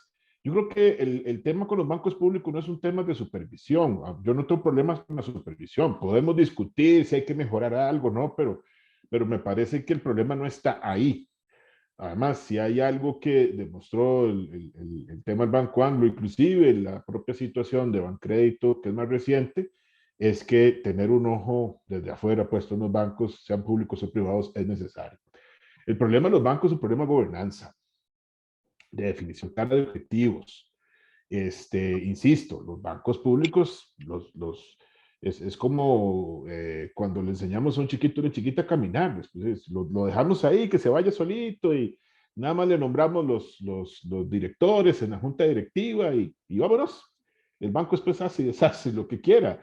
Ni tan siquiera la rectoría, que las rectorías en general en materia de sector público son débiles, y la rectoría que la ejerce en el caso del Ministerio de Hacienda es muy limitada. Bueno, el ministro de Hacienda, la persona que está ahí, es muy limitada, tiene muy poca capacidad de decirle al banco haga o no haga. Y básicamente se circunscribe al Plan Nacional de Desarrollo. Yo creo que ahí tenemos que sentarnos a decir, bueno, pucha, ¿para qué queremos un banco público? Lo queremos para esto, para esto y para esto. Y entonces, no, a mí no me interesa que el banco tenga utilidades. Si yo puedo reducir las utilidades, insisto, y trasladar eso con un menor costo de prestación de servicios a las personas que utilizan los servicios del banco, valga la redundancia, yo prefiero eso. Y después si tengo que capitalizarlo, lo hago desde el Estado. Pero bueno, es una discusión que hay que tener. Las cooperativas pues han tenido su papel en la prestación de crédito, no van a sustituir a los bancos. Además se han portado mal, ojo, le han llenado a la gente la bolsa de plata. Les ha quedado muy fácil porque después a los empleados públicos les cobran directamente de rebajos del salario, y hay mucha gente que está hasta aquí de deudas, inclusive con el sector cooperativo, que básicamente no ve su salario por ningún lado. Entonces, ahí hay que también poner mucho orden. A mí me tocó pasar por CONACYF, pues vi unas cosas con el sector cooperativo en materia de gobernanza corporativa que, pucha, yo creo que también hay que valorarlas con mucho cuidado. Muchas cooperativas son pequeños banquitos y, insisto, no veo la necesidad de que se mantengan exonerados. Para mí deberían estar pagando impuestos como el resto de participantes en el sector financiero. Y además creo que podríamos utilizar los recursos de las parafiscales que hoy se le dan al Infocop en otro uso más urgente y necesario.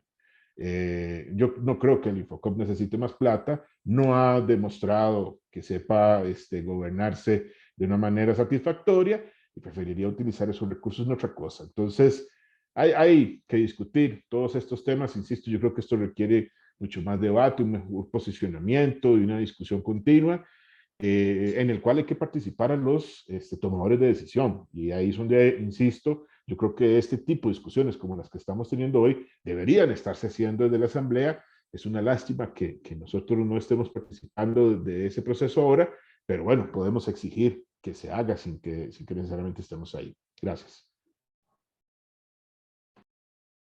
Don Elian. Muchas gracias, Marcela. Bueno, y agradecerle a todas las personas que nos han acompañado y a las compañeras y compañeros panelistas que estuvieron en esta noche. Tal vez para ver ahí principalmente una preguntita que creo que me hacía tanto Jorge como Mauricio respecto a cuál sería la función de la banca pública, qué habría que hacer con la banca pública para acercar a la gente y para que tenga un rol un poquito distinto.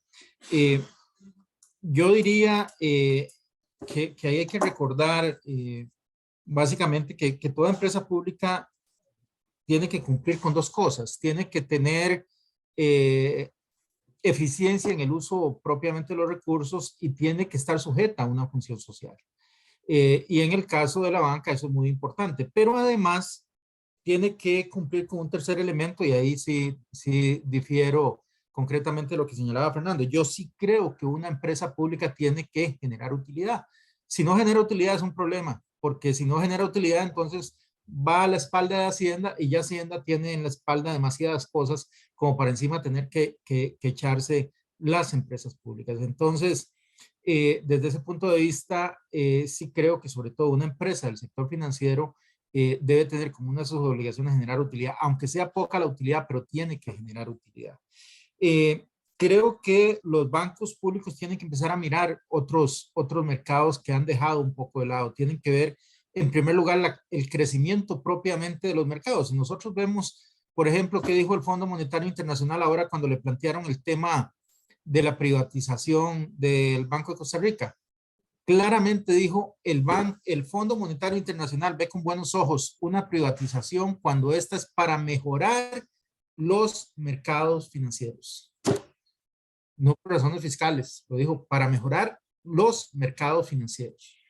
Y de hecho, si ustedes vieron, la pretensión del gobierno era meter eso en el paquete y el fondo le dijo, no, eso no va dentro del paquete. Usted quiere caminar con eso, camine, pero eso no me lo meta dentro del paquete. Entonces, creo que ese tema es importante. Los bancos tienen que concentrarse también en hacer un esfuerzo propio en los mercados en los cuales están operando.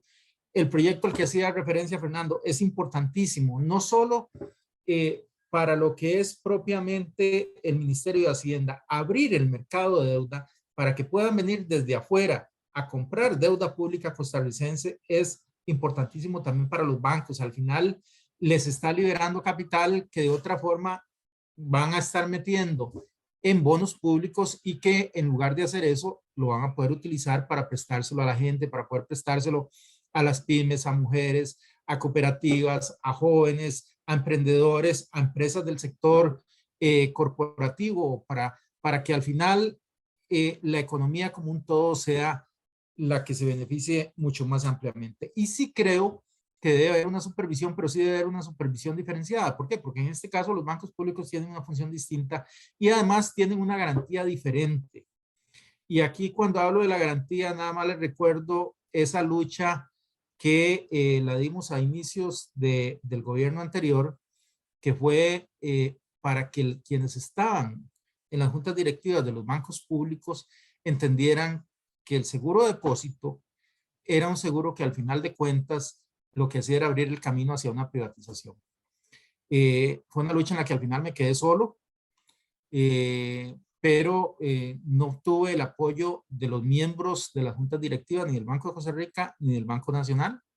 Y bueno, hoy ahí están las consecuencias. Hoy está claramente visto que el camino era precisamente iniciar con un seguro de depósito para después empezar a decir, ok, es que todos somos iguales. No, no todos somos iguales. Los bancos públicos tienen la garantía del Estado y ahí hay una diferencia que es importantísima. Entonces, yo sí creo en esa supervisión, una supervisión diferenciada, una banca estatal que tiene que generar utilidad, que debe tener función social, que debe buscar generar crecimiento de los mercados en los que opera, que además tiene que ir a generar creación de empresa, que tiene que posicionarse en sectores sociales que no tienen un acceso importante y directo al crédito, y todo eso tiene que hacerlo utilizando eficientemente los recursos que todos nosotros le estamos poniendo a su disposición. Muchísimas gracias a todos. Por supuesto, este es un tema que requiere de una amplísima discusión, una ampliación de cada uno de esos conceptos que hemos conversado aquí esta noche. Muchas gracias y buenas noches. Muchísimas gracias. Ya, Heidi, vos cerrás, ¿verdad? Para hacer una brevísima conclusión. Estaría yo con algunos puntos importantes según la tarea. Sí, quiero enfocarme en dos puntos, digamos, de fondo político y dos, digamos, sobre los próximos pasos y con una propuesta. Vamos a ver, lo primero es que me parece que lo que plantearon don Elian y Fernando no son cuestiones excluyentes, ¿verdad?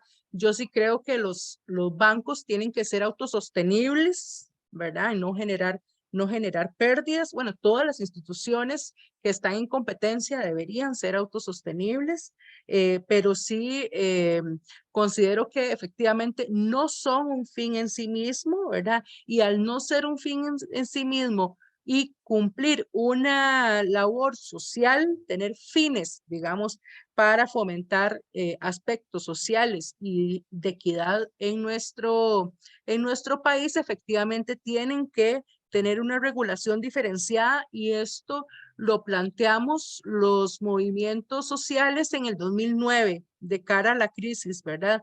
Que efectivamente la banca pública y las organizaciones de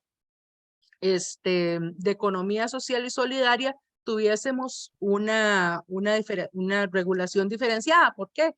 Porque si digamos, ¿cómo vamos a esperar nosotros que el banco tenga capital de riesgo si le estamos exigiendo, si lo medimos con los mismos indicadores de un banco privado donde el objetivo es las utilidades, ¿verdad? Entonces, a partir de los indicadores que nosotros esperamos de los bancos, así tiene que ser la regulación. Desde una perspectiva de indicadores sociales, que acompañen obviamente los indicadores económicos, porque si bien no, como les dije antes, no es un fin en sí mismo, pero sí tienen que ser cuando menos autosostenibles. Lo de las cooperativas, ya Fernando lo explicó perfectamente, y yo como sancarleña aquí tengo la mejor de los ejemplos, que es Cosique, ¿verdad? Y tenemos Copelesca y tenemos Dos Pinos, que si bien no son instituciones financieras, se comportan como una empresa privada como cualquier otra, ¿verdad?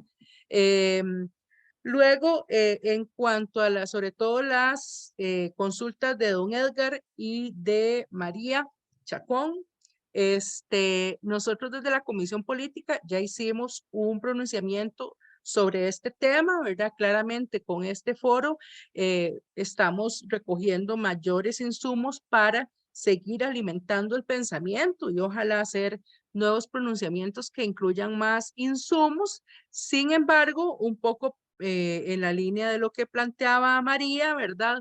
O perdón, alguien más que planteó más foros, ¿verdad? Nuestra intención como Comisión Política acompañando el CEN es más bien realizar foros más específicos, ¿verdad? Porque estas dos instituciones dan para hablar toda la noche aquí. Y entonces, para que sepan, ¿verdad? Que nuestra intención es hacer 2 foros individuales, digamos, sobre cada una de las instituciones, con participación de las asociaciones solidaristas y los sindicatos de las 2 instituciones. Pero además, me parece que de este grupo que estamos hoy aquí reunidos, bueno, ya ahora estamos 38, pero llegó un punto donde estuvimos 52, lo cual me hace sentir muy, muy contenta.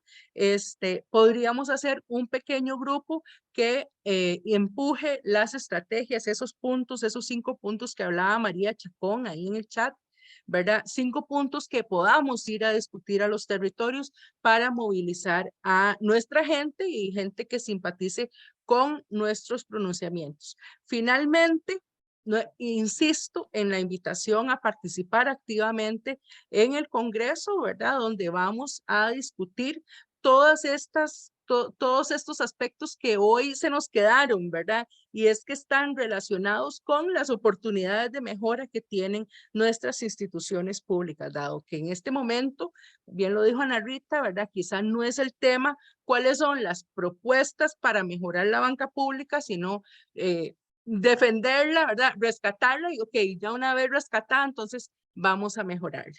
Gracias y buenas noches. Muchísimas gracias. Bueno, muy breve. Yo en lo personal he realmente crecido esta noche, no solo por la admiración que le tenemos a las compañeras y compañeros, sino porque se reafirman. Y voy a empezar con el punto principal que lo ponía Heidi como parte de la Comisión Política, que tiene que ver con mi diario. Queda demostrado a través de las diferentes exposiciones y las participaciones de quienes han hecho sus aportes en el chat que estas instituciones tienen que estar al servicio de la gente. Y creo que llama la atención un tema, doña Heidi, para que queda en el tapete, es el endeudamiento que tienen las y los costarricenses o las personas que viven en este país en razón justamente de buscar alternativas, ¿verdad? Y hay un tema de fondo, creo que Ana Rita fue contundente en términos de la visión de ese diario, de ese PAC, lo dijo claramente, o sea, aquí lo que está de por medio la defensa de una visión de Estado y una visión solidaria y de acceso universal, fue contundente con los datos, señaló además el fortalecimiento tanto del BCR como el IS, no solamente a la parte social, sino incluso a la parte económica, no voy a repetir, muy importante el impacto diferenciado, no solamente en poblaciones vulnerabilizadas, sino también en regiones, en donde el PAC ciertamente tiene un liderazgo.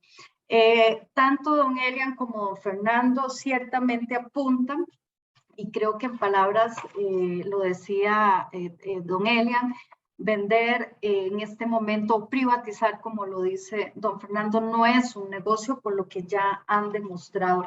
Y hay una discusión importante sobre lo que podríamos decir es no solo los ámbitos de mejora, sino rescatar que en las administraciones del Partido Acción Ciudadana, en los gobiernos de Acción Ciudadana, la calidad del servicio, el fortalecimiento de la institucionalidad, el tema de los servicios y los precios, ha sido un piso, un territorio firme, que incluso en este momento también redunda en los alcances para señalar que estamos frente a escenarios de un crecimiento entre un 4 y 5%, y que además esto equivale también a la venta de 5 bancos de Costa Rica. Creo que don Fernando ha sido también muy elocuente en señalar que lo que decían ahorita, no hay un plan B, pero tenemos que buscar otras rutas, dice don Fernando, y entrar por otras vías a discusiones importantes, pero sobre todo en este momento creo que el partido tiene que fortalecer alianzas,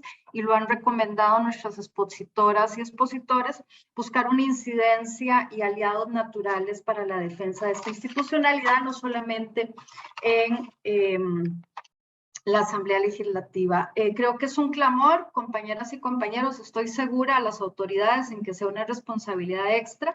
Aquí yo tengo cantidad de apuntes, no me quiero extender, pero creo que es un clamor de que tenemos no solamente el recurso humano, sino la visión clara para en este momento salir con posiciones, no solamente desde la Comisión Política, sino de nuestras autoridades, con vocerías importantes, y hacer no solamente un posicionamiento nacional, sino también regional. Agradecemos a todas las personas, no sé si don Fabián quiere hacer un cierre, ¿verdad? Pero sobre todo ustedes que han contribuido esta noche casi 2 horas en una necesidad urgente que tiene el Partido Acción Ciudadana de encontrarse. Probablemente el Congreso Ciudadano nos hará unas vías anchas, y creo que además un sentimiento compartido de crear partido. Así que no sé si don Fabián cierre, y ahora sí, en estos 2 minutos para cerrar, queda 1 minuto para que a las 9:30 cerremos. Sí, yo estoy desde las 9:30 de la mañana con Canal 13. Muchísimas gracias nuevamente a las personas que participaron, a quienes escucharon, y cebar con esto que dice Marcela. Es el Congreso Ideológico, el espacio institucional donde debemos dar estas discusiones y otras discusiones, como señaló Heidi. En esta hay un acuerdo ancho, ¿verdad? En muchísimas personas. Hay otras en donde necesitamos profundizar en las discusiones. Algunos compañeros y compañeras que he estado llamando y convocando me han dicho, quiero ver qué sale del Congreso. No, compañeros y compañeras, no esperemos a ver qué sale del Congreso. Metámonos al Congreso para impregnar al Congreso con nuestras ideas, y para que lo que salga del Congreso sea una sombrilla ancha, progresista, que nos pueda convocar, ¿verdad? Entonces, eso, ojalá podamos participar de lleno. Van a ser varios meses, yo espero que no muchos. Arranca la 3ª semana de este mes, y ojalá podamos sumarnos todos y todas. Muchísimas gracias, buenas noches. Gracias, buenas noches, y un fuerte abrazo a todas y a todos. Buenas noches. Buenas noches. Hasta luego. Buenas noches.